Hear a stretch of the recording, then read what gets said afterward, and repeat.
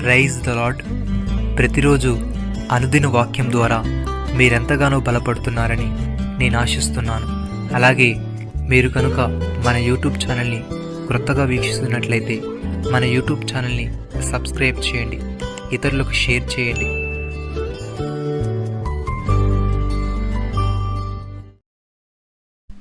సర్వశక్తుడగు దేవుడు మహాత్యము గలవాడు. ఆయన మనకు అగోచరుడు.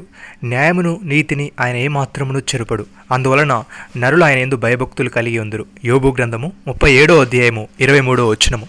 ప్రేమైన సహోదరి సహోదరులారా, యెహోవా రాజ్యము చీచున్నాడు, జనములు వణుకును.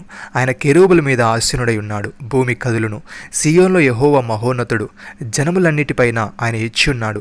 భయంకరమైన గొప్ప నామమును వారు స్తుతించెదరు. యెహోవా పరిశుద్ధుడు. భక్తుడి విధంగా అంటున్నాడు, యెహోవా నీ కృప ఆకాశమందుచున్నది, నీ సత్యశాంతత్వము అంతరిక్షమందుచున్నది. నీ నీతి దేవుని పర్వతములతో సమానము, నీ న్యాయవిధులు మహాగాధములు. యెహోవా నరులను జంతువులను రక్షించువాడవు నీవే. సహోదరి సహోదరులారా, రాజుల చేత నేను నరుల చేత నేను రక్షణ కలుగదు. వారి నమ్ముకొనకుడి, వారి ప్రాణం వెడలిపోవును, వారి మట్టిపాలగుదురు, వారి సంకల్పం నాడే నశించును. ఎవనికి యాకోబు దేవుడు సహాయుడగును, ఎవడు తన దేవుడైన యెహోవా మీద ఆశ పెట్టుకునను వాడు ధన్యుడు.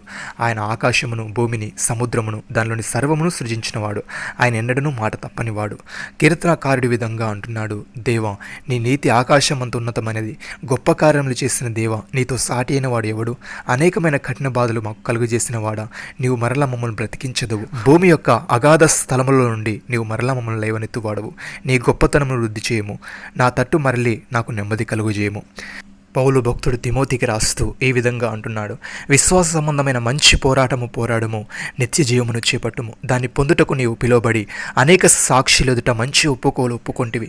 సమస్తమునకు జీవధారకుడైన దేవుని ఎదుటను పొంతి పిలాతు యొద్ద ధైర్యముగా ఒప్పుకుని సాక్ష్యమిచ్చిన క్రీస్తు యేసు ఎదుటను మన ప్రభువైన యేసుక్రీస్తు ప్రత్యక్షమగు వరకు నీవు నిష్కలంకముగాను అనింద్యముగాను ఈ ఆజ్ఞలు గైకొనవలనని మీకు ఆజ్ఞాపించుచున్నాను. శ్రీమంతుడును అద్వితీయుడగు సర్వాధిపతి యుక్త కాలములు యందు ఆ ప్రత్యక్షత తన కనబరుచునని ఆ సర్వాధిపతి రాజులకు రాజును ప్రభువులకు ప్రభువై ఉన్నాడు. సమీపించరాని తేజస్సులో ఆయన మాత్రమే వసించుచు అమరత్వము గలవాడై ఉన్నాడు. మనుషులలో ఎవడునూ ఆయనను చూడలేదు, ఎవడునూ చూడనేరడు. ఆయన ఘనతయు శాశ్వతమైన ప్రభావమును కలిగి ఉండునుగాక. ప్రేమైన సహోదరి సహోదరులారా, యేసుక్రీస్తు నిరంతరం ఉన్నవాడు గనుక మార్పులేని యాజకత్వం కలిగిన వాడాయను.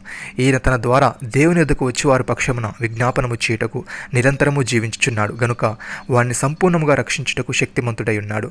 పవిత్రుడును నిర్దోషియు నిష్కలంకుడును పాపల్లో చేరక ప్రత్యేకముగా ఉన్నవాడును ఆకాశ మండలము కంటే మిక్కిలి హెచ్చైన వాడునైనా ఇట్టి ప్రధాన యాజకుడు మనకు సరిపోయినవాడు.